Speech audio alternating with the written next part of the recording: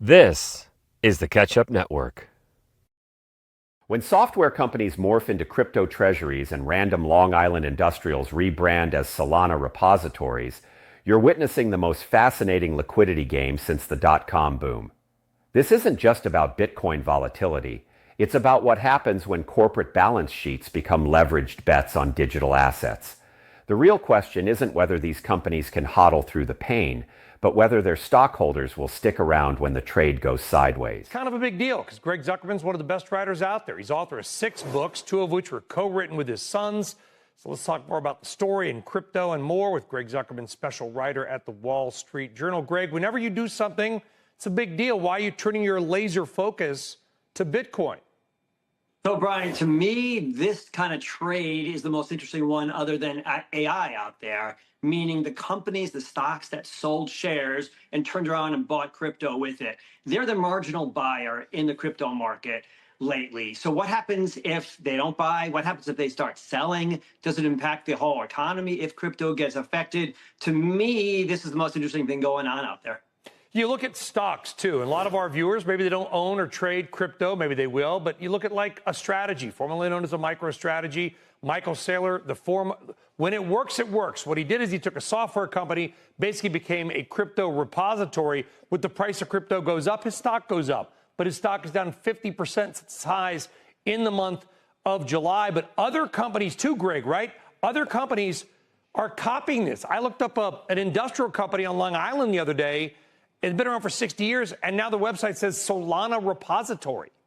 Yes, it's back, we remember back in 1999, everyone was putting a .com on a company and it started soaring. A lot of these companies are serious. They're believers in crypto. They think it's going to go higher. There are all kinds of ways they can amplify the gains. But at the end of the day, they're levered bets. These are stocks are levered bets on crypto. And if crypto goes down, they go down even more. So far, these small investors that we've talked to, individual investors, have been hanging in there. They're confident, they think, they believe, especially Michael Saylor is a good salesman. We will see if the pain gets worse, what happens. Yeah, they call it HODL, H-O-D-L, right? Hold on for dear life. And you see that a lot, to the moon, all the memes and whatever. Because here's what I know about Bitcoin. It's gone down 80% at least 10 times. These wild swings for Bitcoin are not new. They're, in fact, if you're a crypto investor, not just Bitcoin, you're kind of either used to them or you have to get used to them, right? Yeah, they kind of mock people like me. Oh, wow, we're down 30%. Greg, you're all excited. Hang in there, relax. We're used to this. We embrace it. They buy more power to them. It's worked. Those of us who've gone through some crises, financial crises in our lives, we think, well, maybe this is the time where it actually gets crushed. And then the question is, does it affect the economy? Does it affect the broader market? Back when Sam Bankman-Fried's company fell apart a few years ago, it didn't really have an impact. Will be interesting to see if something happens like that in the future, what the impact will be. Do we know at all how many people may have held on, like bought Bitcoin at 10 cents and still own it? I got to imagine most people sold along the way, right? I mean, unless you're either you forgot you owned it or you're just nuts. I mean, if you're up 10,000% at some point, people sell. Do we know? Yeah, you don't really hear too many of those people. They don't like to show off that they bought so low.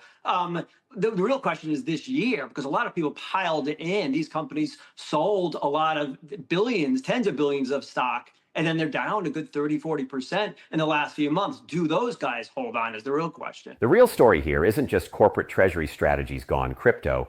It's the emergence of a new asset class feedback loop that traditional finance hasn't fully grasped.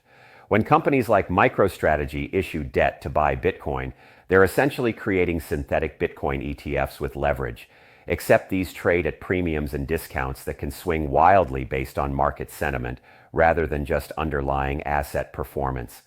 This dynamic creates what economists call reflexivity, where rising Bitcoin prices encourage more corporate adoption, which drives more institutional acceptance, which attracts more corporate treasuries.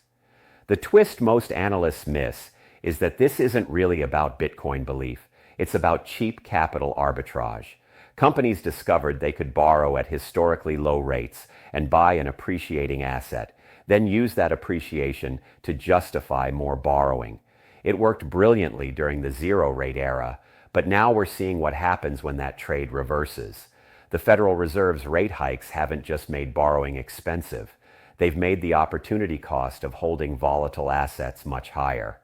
What makes this particularly fascinating is the asymmetric risk profile these companies have created. Unlike traditional corporate treasury management, where excess cash sits in safe instruments, these firms have essentially turned their balance sheets into leveraged crypto funds. When Bitcoin rallied from 20,000 to over 70,000, shareholders got amplified returns. Now that it's pulled back significantly, they're experiencing amplified losses. The question isn't whether Bitcoin will recover, it has rebounded from deeper drawdowns before, but whether corporate shareholders will tolerate this volatility when the broader market offers compelling alternatives. Watch for quarterly earnings calls in the coming months, particularly from smaller companies that jumped on this trend later. Corporate CFOs will face tough questions about risk management, and board members may start demanding more traditional treasury approaches if the pain persists. Thanks for watching. And of course, if you like this video, don't forget to like and subscribe below, but don't stop there. Start making videos like this for your own channel. Click the link in our bio to get started.